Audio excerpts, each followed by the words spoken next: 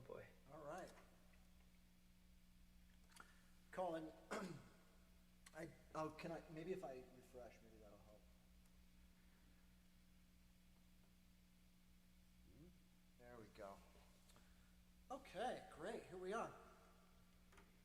So, we see that some folks are here on the chat. It's nice to virtually see you all here. Let me start off by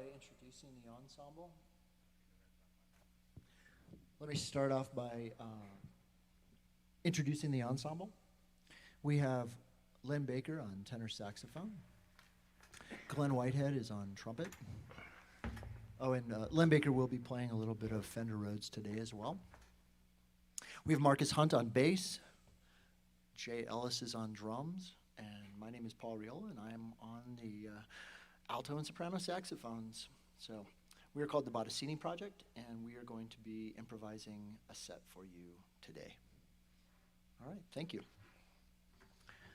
Why don't we start off today, guys, with every time we start a new deal, one of us will just start it. So how about the first one? How about Markus? You can go ahead and get us started off.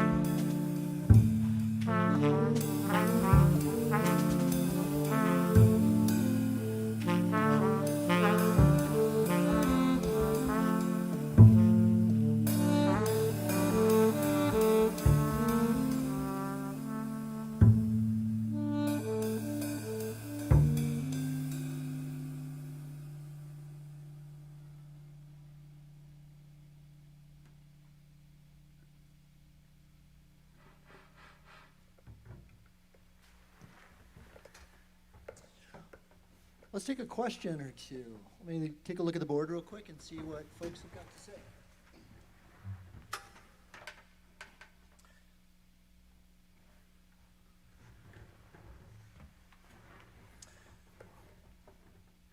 Jack Hernstedt asks, how long have you guys been playing together?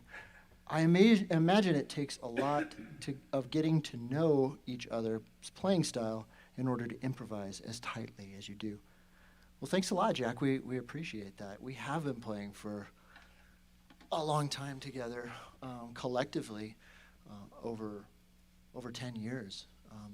And some folks in the ensemble have been playing with one another in one context or another for much longer.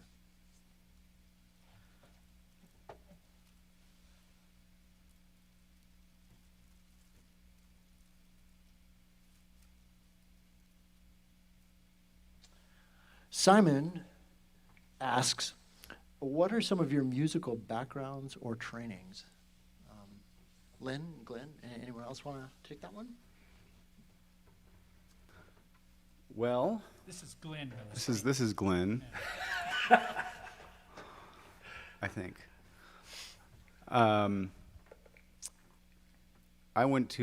We all went to, I think most of us went to music school or majored in music at some level in college. I went to the New England Conservatory way back in the day, in the early mid-90s. But I think most everyone in the group had a variety of musical experiences professionally that occurred outside of a school setting. I would say just as informed by all my peers and colleagues, friends that I played with over the years, and certainly not least of which my great colleagues in this particular band. I've learned a lot from as well over the past 10 years. So this is Lynn without the G, and I'm playing tenor sax. And like Glenn said, we all went to school. I went to school in Oregon, and went to school at a number of different colleges and universities out there, and then spent some time at Indiana University, and I've been teaching at the collegiate level. This is my 39th year of teaching college music. And I've been playing professionally in a variety of different groups since I was 12. And it's all just magic. Music is only made in between your ears anyway, right? Everything else is just these random collections of atmospheric particles running against each other. And then you decide in your head what is music and what type of music it is, if you care to make those sort of distinctions of type. I think mostly they're distinctions without difference, but I've been involved in doing this sort of stuff and funk music and kind of EDM related stuff and conducting orchestras and teaching classical saxophone and blah, blah, blah, blah, blah, for a long time. And so that's my background. Hand off. Markus? People are pointing at me here in the booth. Actually, in those first two questions, I think I took a slightly different approach. I was not a music major or anything in undergrad. I was actually a Latin major, of all things. And haven't actually played with these. I think this is the second time I played with you guys. Is that accurate? I know I played Indeed. or is this might be third time? This is the second or third time I played with this ensemble, and I played with everyone in here in different settings. So just kind of back to that first question, really, there's a vocabulary in music, and a big part of it, I think, improvised musicians is deep listening. For some people, maybe it sounds like there's just a lot of notes or, sort of abstract rhythms, but it's all listening, and it's listening and responding and being respectful of each musician in the ensemble. And so even though I haven't played with, some of these guys as long as they played with each other, I'm part of a tradition of listening and of this music where it's just this free exchange. It's a dialogue. And it just happens to be a dialogue amongst 5 people. And it's a really cool experience to do this. And I think that, kind of like what Glenn said, there's so many different experiences in your life that I think prepares you for something like this. But also you often feel ill-prepared anyway, just because you never know what someone's going to do and you're always reacting, and you just have to kind of trust yourself and I guess trust the group as well. Yeah. And this is a really good place to interject. Anna and Ella both asked a similar question about whether or not what we're doing right now is all improvised. And the answer to that is yes.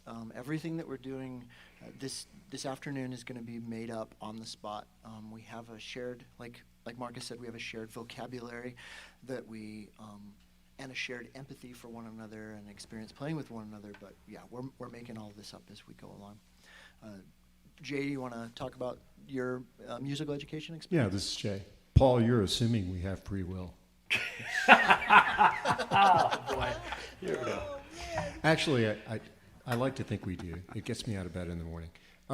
Yeah, I started playing at 8 and playing in a drumline, Dixieland drum corps kind of thing at 11 and performing in a novelty band called Three's a Crowd. There were 3 of us.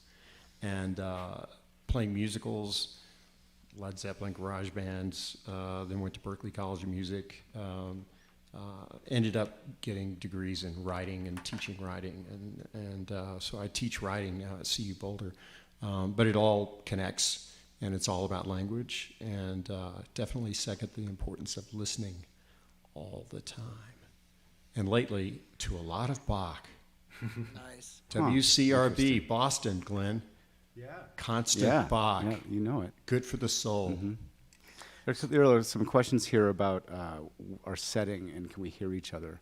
And so we're in an incredible studio called Mighty Fine Productions, all in different rooms, in different booths. Socially distanced. Socially and isolated. distanced and isolated, right. And so that's the picture you get. I'm looking across. Jay is about 30 feet away from me through a door. And Lynn and Paul are in rooms adjacent to each other and us. And Can you see me back? So we're being I safe. see where- There's also a question here about if any of us play any other instruments. I think this is a nice segue into our next piece. Yes, I play mostly saxophones. I also play a lot of electronic music, and I've got a full rig that enables me to do a lot of different things with samples and beats and so forth. Lynn here is going to play some Fender Rhodes today, and so I would invite Lynn to maybe start us off on the Fender Rhodes on this next one, if you don't mind, and that'll give the students a bit of a taste of a little bit of a different palette that we have. This is really for the most part, this ensemble is always just acoustic, and we rarely, if ever, have for this incarnation we rarely, if ever, have a harmonic instrument. So when we came here into the studio this afternoon, I saw the Fender Rhodes, and I just love Lynn's harmonic concepts and how he plays the keyboard, and I thought, well, let's plug that thing in and have Lynn do something. So let's start that off there.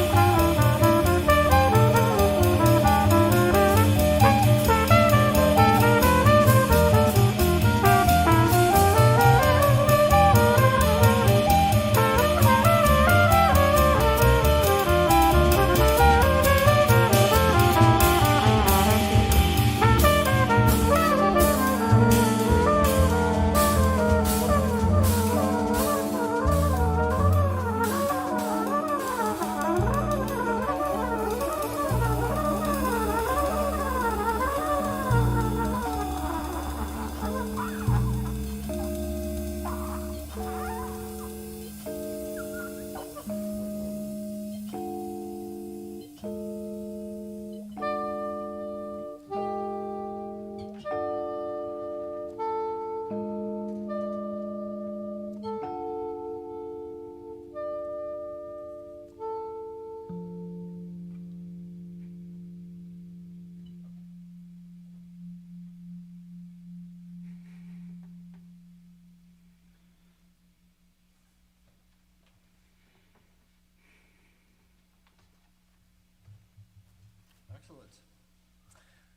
Simon asks, it seems that you guys play a lot in dissonant keys or chords. Does that lend itself to more easier improv?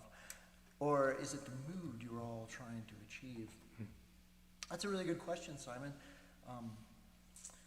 I think for me, I don't think we're really necessarily trying to achieve a specific mood. I think that when a musical statement is made, because of that shared vocabulary, we all kind of jump on that train together, and that mood and that feeling sort of arise. I don't know if anyone in the audience recognized the vibe, but we opened that piece on a very Bitches Brew sort of vibe, which was a really wonderful record from 1969, Miles Davis. It was one of the new directions he was taking at that time, and it really shifted the way music was played all through the 70s, not just jazz, but rock and roll as well. Does anyone else have any thoughts on that question? I think we revolve around a number of different planes. We focus in on certain chordal areas often, interject across each other, and then we'll explore some dissonance and see where that takes us. And every time we sort of do that, we're searching, we're asking questions across the ensemble. How's this? How's this? Anyone have anything to say about this? And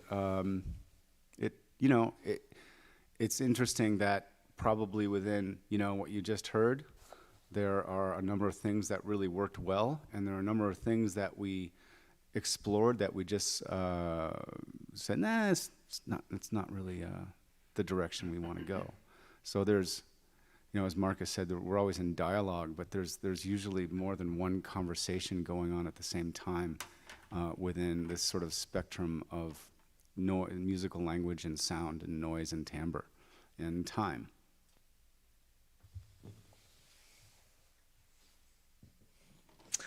There's another question here. This one is directed at Jay. Jay, are you more reactive or proactive to your ensemble when playing drums? Is it hard playing in separate rooms? I guess that's a good question for all of us. It is difficult to play in separate rooms from an improvisational standpoint. There's some definite adjustments that have to be made when you're in the shared space together. You can feel each other's energy. You can hear each other much better. There's not sort of a membrane between you. But improvising is also a really fun and creative exercise, and this just adds to another element of our ability to improvise with a new palette, and this provides us with a new palette to do that. Jay, you want to address that question that came to you specifically? Yeah, it really depends. Sometimes I'm reacting, and sometimes I'm asserting ideas and putting ideas out there. And in the best moments, I'm not thinking about which I'm doing. Just as you're, in a good conversation, you're not thinking, oh, what am I going to say when this person stops talking? Yeah, you're listening to them, and maybe you have an idea and you think you want to say that, and then that changes because of what you hear. Or maybe you're really holding forth and going on a monologue, and they're patient enough to listen to you, and then they throw something back. So it really depends.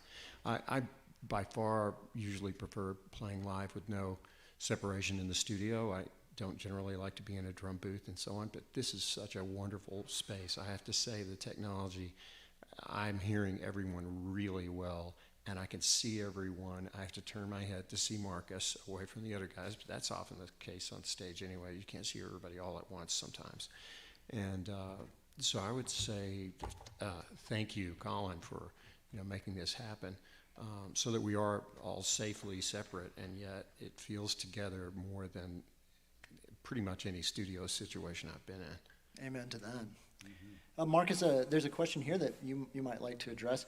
What's going through your mind when you're playing? That question comes from, question comes from Kawamara Pictures. Yeah, that assumes a lot that there's anything going on in here. But, it's funny, before we started the session, I was thinking about being in a studio with these players, and to me, people talk about people they love the albums or the CDs they own, and those are the people inspire them. But I have to say, I'm usually mostly inspired by the people I get to play with and seeing some of the projects they've been on. And I think what was in my head before I showed up was, don't screw this up, right? I mean, it's improvised music, and you think that you can do whatever and it works, and that's just not true. And I think that when I'm playing, something that Jay was saying, even though I might be following something Jay just did, my movement pushes someone else to follow me. And then at a certain point, excuse me, eating my beard here apparently. At a certain point, you lose which direction it's going. And I think that's what Jay was describing. There's a point where you kind of hit this equilibrium and everything just feels right. And you don't know who's leading and who's following. You're just kind of there.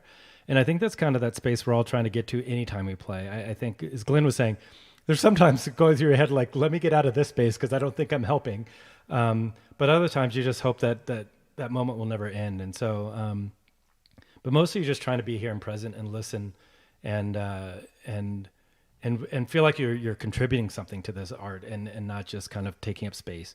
In music they talk about notes, but of course it's sometimes the rest that are most important. And sometimes you may have heard on, maybe it was on that last tune, me just bowing out. I didn't want to play, not that I didn't want to play anymore, but the music didn't need me. And I felt like, Lynn started and it made sense for Lynn to end just sort of the vibe he was putting out. And I want to step on that. And so sometimes it's just yielding, but I don't know, maybe next time, this next piece we play, I'll think about what's in my head, but I got to be honest, it just kind of you go to this other kind of cool plane, which I think also just drives everyone back to music, whether you're a musician or not. I mean, that's why it's just this universal language. It takes you somewhere else. So long way of saying I'm not exactly sure, but hopefully that was helpful.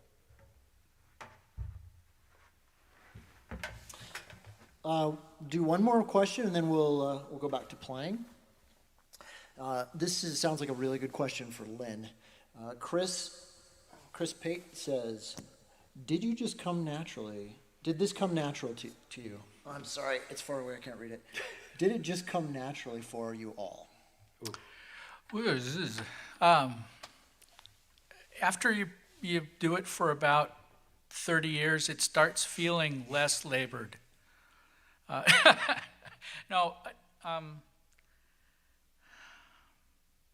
It is natural. I wouldn't do it if it wasn't natural. The way I'm able to do it and accomplish what I imagine is extremely labor intensive. It takes a lot of time. It takes a lot of work on technique, on listening, in analyzing, and gaining historical perspective, theoretical knowledge, the ability to, the kind of emotional maturity that it takes to be able to listen to yourself and everybody else and make judgments about whether it's any good, or whether you need to keep doing it or change it, and then not judge yourself harshly for whatever decision you ended up making, because you can't do this sort of thing without making decisions, but you can't hold yourself in a bad stead because you've decided that what you just heard or did wasn't exactly what you wanted to have happen. I don't think I'm answering your question as well as you probably deserve to have it answered, but I think Glenn might have some perspective. No, he's shaking his head vigorously. Lynn, Did you say did you say emotional maturity? Yes, I did. Just checking. He's bowing out. Lynn, that question is, to me, is what kind of, I don't know, my friend's a tattoo artist, and everyone posts their memes on Facebook, and she said, like any art, it's 10% inspiration and 90% crippling self-doubt. And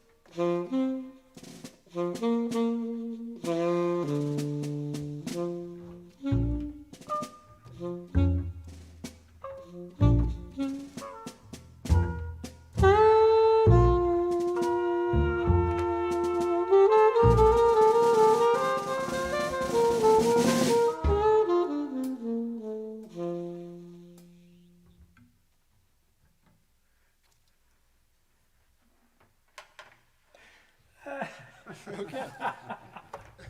All righty then.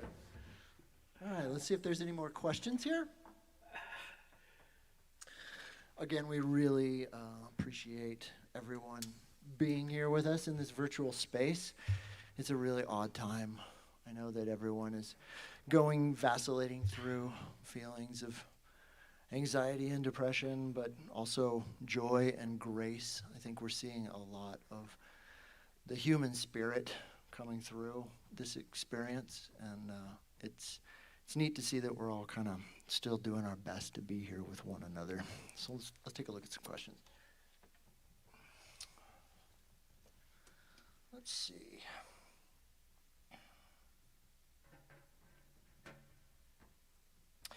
How do you know when it's right to interject or add a musical phrase to contribute to the dynamic of the rhythm? That question comes from Grant Mueller.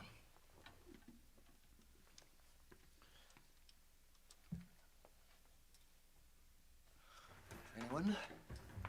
So we're faced with a bunch of basically binary choices, very much all the time. First choice, should I play or should I not play? Second choice, maybe on that tree, might be, should I play something that complements or should I play something that contrasts? And if I'm going to play something that complements, how closely should it complement? Should it parody? Should it try to be unison? Should it try to harmonize in a consonant sort of way or a dissonant sort of way? And if I choose to play something different, should I play radically different or just different enough so that it can maybe influence the thing in a slightly different way, or just color it in a slightly different way? So there are all these binary choices that you have, that you can make, and then each one has essentially an infinite number of paths that you can take, and each one of those paths has a binary choice to it, and branches off into an infinite number of paths. So it's kind of like a Mandelbrot. We're kind of playing a Mandelbrot diagram. The deeper you go, the more that remains the same. The more you pull out, the larger and more beautiful the image becomes. That's one of the many ways that I think about it. Sometimes the most risky thing to go for, and also the most rewarding, is going for opposites, going for something very contrasting. And I think you heard something like that in this last piece. If it remained simple and the same, and we all kind of played the same thing, it would be very boring. And there's great unity in difference. And you can create these different planets that revolve around each other, but are in very different elliptical orbits, have very different materials to them. And I think that last piece, I certainly had that. We went into this pointillistic scenario. They're launching off of Paul's beautiful 2-note, 3-note phraseology, and then we're in a dance. And it doesn't often work that way. You can go for you can sort of Hail Mary, go for something very different and opposite, and go, oh God, I shouldn't have done that. And then you'll get a look from Paul. No, he doesn't do No that. looks He doesn't from give me Paul. looks. I'm kidding. Paul doesn't give I'm looks. kidding. I'm kidding. That was what I was trying to do in a way. Was Yeah, look at me. Why'd you play No. that? Why'd you play that? Why'd you play that? Circle back to that previous question, leading versus responding and following. I mean, you guys settled into this thing that, again, the language has a history, and I'm hearing Art Ensemble of Chicago kind of thing, and then I'm feeling like I'm the guy coming in going, mana, and it's like, come on, guys, let's blow it open. Come on, guys. And I'm responding and sort of trying to add some tension there, and really, and just like, come on, follow me. And then nobody followed me. It was like, no, calm down, Jay. Calm down, Jay. We're going to go back. We're just, we're going back. Calm down. But sometimes we follow you. But I know sometimes you follow me. And so I kept doing that, and I felt like that became my character. That became my role for that piece, was to keep pushing it where I finally realized it's not going to go there, but I'm going to keep bugging them. Like the dog nipping at our heels. Yeah. There's a question here that's interesting to me.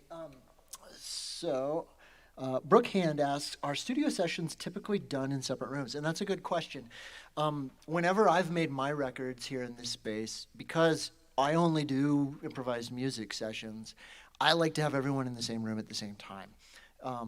That creates bleed on the recording. So my microphone may pick up Lynn's microphone may pick up mine, the drums may pick up the group. So it's hard to mix the record after the fact. But I don't really care, because for me, it's about the document of the improvisational experience, and the only mixing that we do in post-production would be just balancing out the balance of the piece so that, all the voices are balanced well in your speakers and it sounds good. And a lot of great classic jazz records were made like that. All of the Rudy Van Gelder records were made in his living room, in Inglewood Cliffs, New Jersey, with Miles Davis and all those people, and they were in the same room. Now, when you're making a pop record, or you're making a finished product where there's a lot of overdubs, and you want to really make a statement with production, these rooms are very handy, because these rooms provide the opportunity to make sure that what I play into this microphone is completely isolated to the track that I'm recording it on, so that when we go into a post-production scene where we're mixing and mastering, that each of the individual elements of the recording can be manipulated individually accordingly. I think it's really just a matter of what you're looking to accomplish artistically, what style of music you're playing, and what you want to get out of the experience. I'll do one more question, then we'll get back to playing.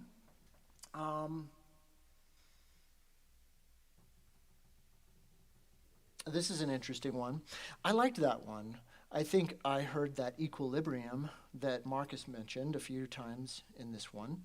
How many times per song do you guys think you reach that point? That is from Simon Castagnetti.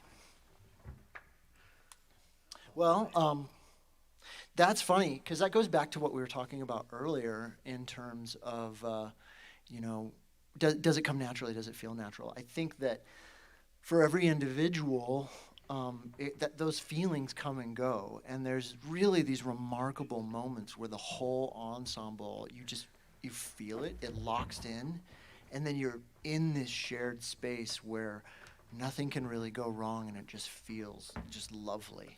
But it's always sort of vacillating between that and totally going to fall completely apart. And it really just depends on the moment and the energy and how present we all are in that moment. It goes back again to that other question about what are you thinking. And my impression is that we all are sort of here to make this music to get into a meditative space, so to speak, where we're allowing for our thoughts to kind of flow down the stream, and we're writing on them, but we're not attached to them. So the idea is that we, hopefully, if we're doing it right, we're sort of transcending thought, and we're allowing for the energy to just flow through the music, and the music just kind of organically does itself. I hope that answered the question properly. Does anyone have anything to add to that? Beautifully. Yeah, right. It's beautiful. Let me talk right over the top of you. Yeah, I think it can be a very Zen sort of a thing, where like when you're doing maybe a breath counting meditation, and if you've ever done that, and you just start out counting your breaths and you relax and your mind kind of disappears, and then all of a sudden you realize your mind has disappeared, and that's your mind saying, here I am.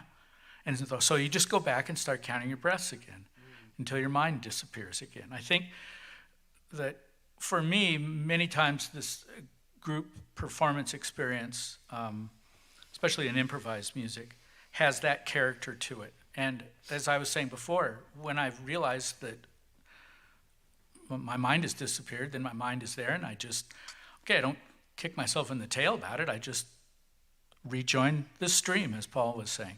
And that's kind of the way I feel about that. I think sometimes these meditative moments come after the edge of the cliff.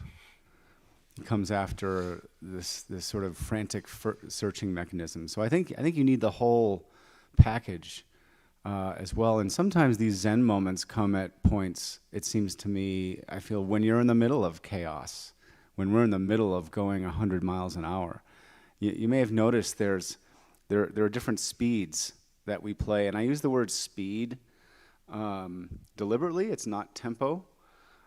Certainly there's tempo, but there's sort of like an agreed upon miles per hour that we'd be going, and that would ebb and flow. Even though the tempo may not change, there's just a certain way that we're walking or running through the world. Wonderful. Or something. With that being said, since we're all starting these individually, how about you walk us through your world, Glen? Start us off.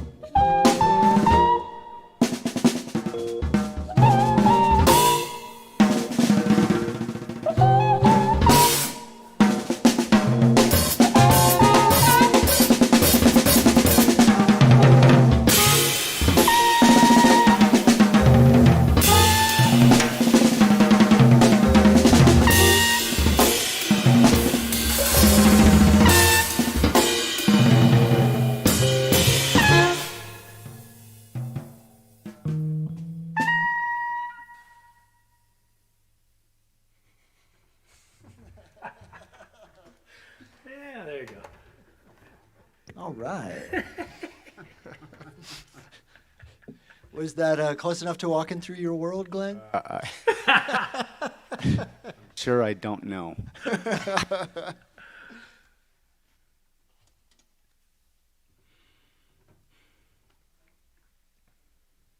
All right, let's see if there's any more questions here.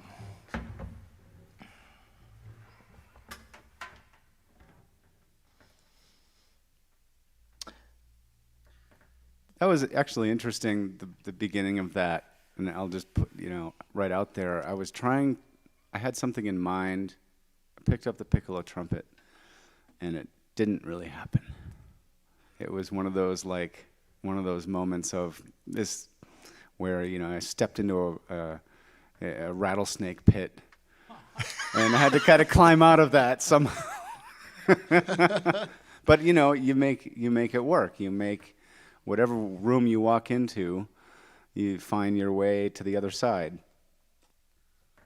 Well, and it's interesting. There's some similarities here to like an improvised comedy troupe. Like a stand-up comic. Exactly. It could yeah. stand up there and just bomb, and it's really hard to recover from bombing. All you could do is leave the stage. But when you're in an ensemble, we protect one another, and so it's really nice to know that we've got one another's backs. And if I step in a rattlesnake pit, you're gonna turn those rattlesnakes into something nice. Shakers. Yeah. It reminds me of this thing this story Herbie Hancock always tells, and he just delights in telling it. He talks about like what is the essence of Miles Davis, and they were playing in Stockholm, Germany in Oh yeah. the 60s with Herbie Hancock, Ron Carter, Tony Williams, and Wayne Shorter. And they're just burning this tune. And Miles is just playing hard. And Herbie plays this chord that's just terrible. It's like a clanker. He just plank. And he immediately put his hands over his ears. Was like, what have I done? And like a second later, Miles played something that totally made harmonically, rhythmically, and melodically what Herbie just played right.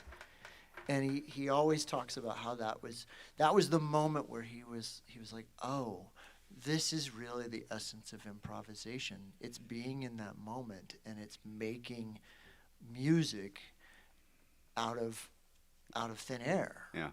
Nothing is really wrong if it's intended. And the group and ensemble intention is there as well. Exactly. That's a great story. Doesn't look like we've got any questions at this time.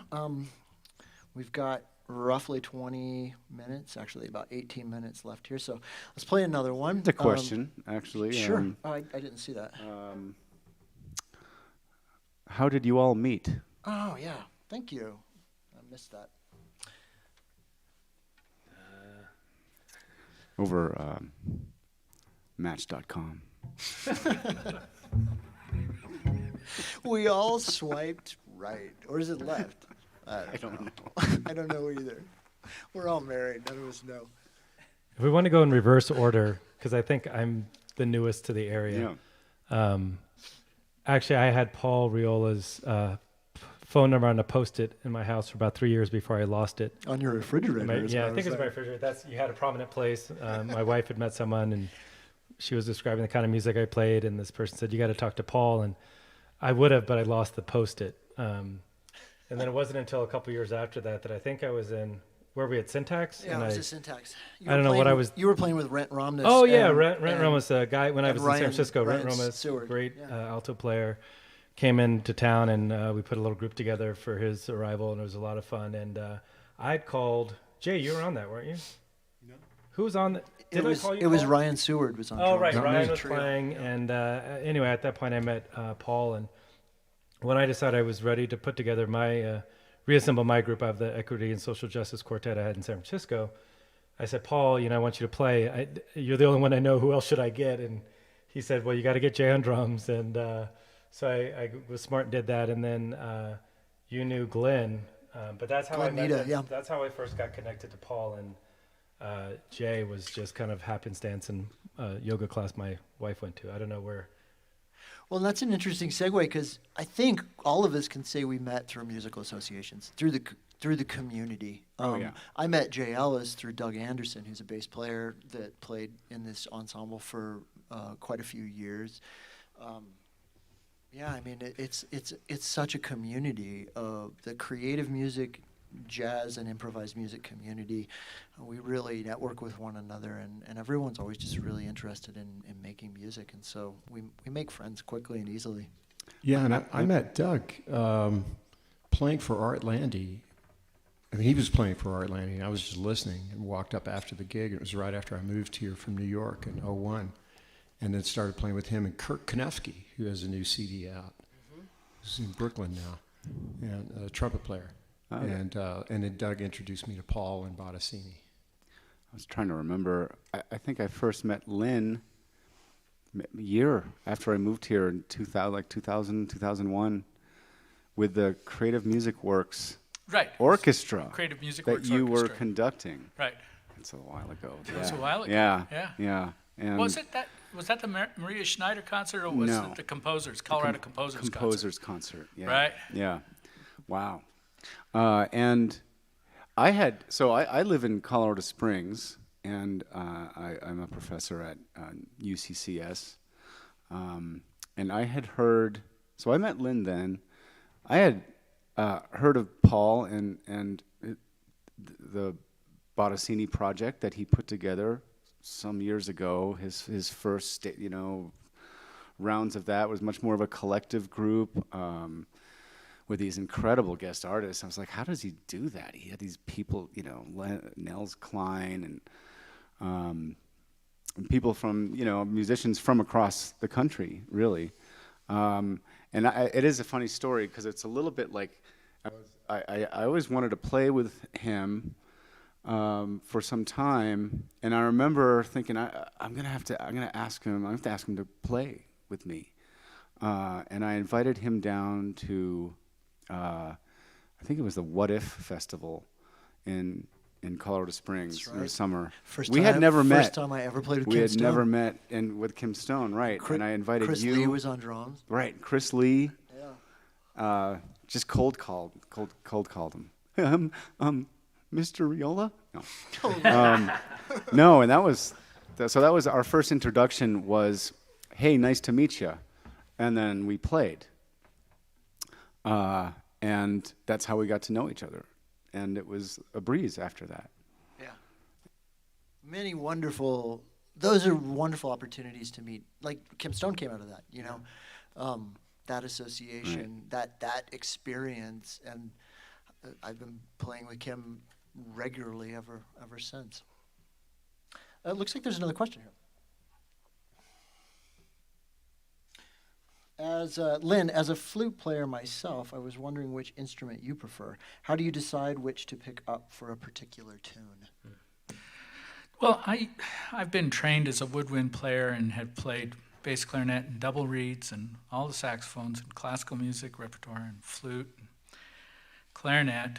And as I started getting more concentrated on being a jazz educator, I started concentrating my my creative output in regards to jazz on saxophone and then composition and arranging. And I decided that what I really wanted to do was try to make the connection between what I heard and what I imagined and my fingers as rapid as I possibly could, and as accurate as I possibly could. I thought that what my weakness was not being able to respond as accurately and as rapidly to what I was hearing and what I was imagining.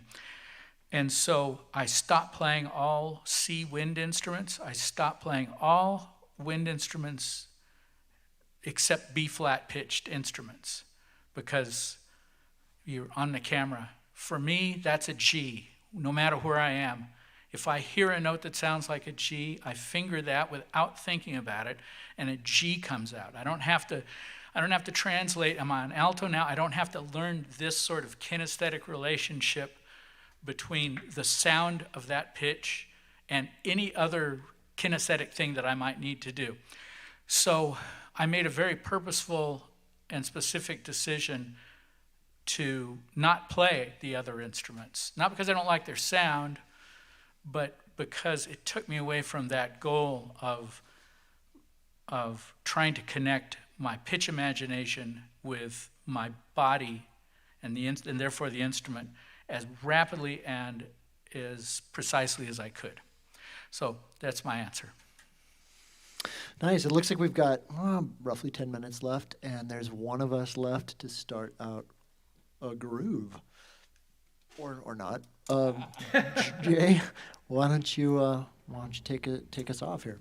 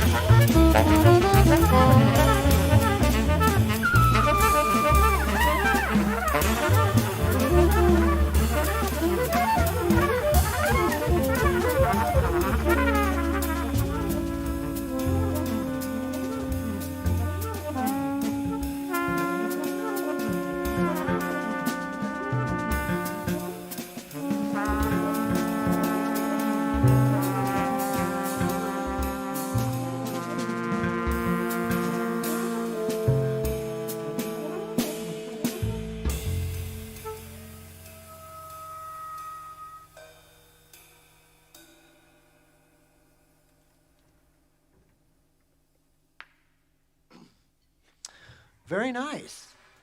So in case anyone missed it, Connor asked a question, how much does a session cost at Mighty Fine? And Colin answered $75 an hour. All right.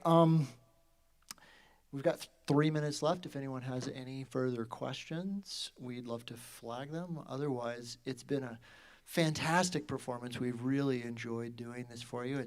It's a shame that we can't see any of your faces or interact with you energetically, but this definitely feels like the next best thing. And I'm not sure if I could speak for the rest of the band, but this is just a wonderful space to play in. Everyone, I mean, I could hear everyone perfectly. It's just great. I love it here. Definitely. Yeah. So again, let me introduce the band to you. On drums, we have Jay Ellis, and then everyone goes. Markus Hunt is on upright bass. Oh, yeah. Glen Whitehead on trumpets. Lynn Baker on saxophone, and this afternoon, Fender Rhodes piano, electric piano. My name is Paul Riola. I played alto and soprano saxophone, and this, again, is the Bottesini project. We really appreciate everyone participating and coming out for this, and everyone have a wonderful, wonderful afternoon. Thank you. Thank you all. Thank you.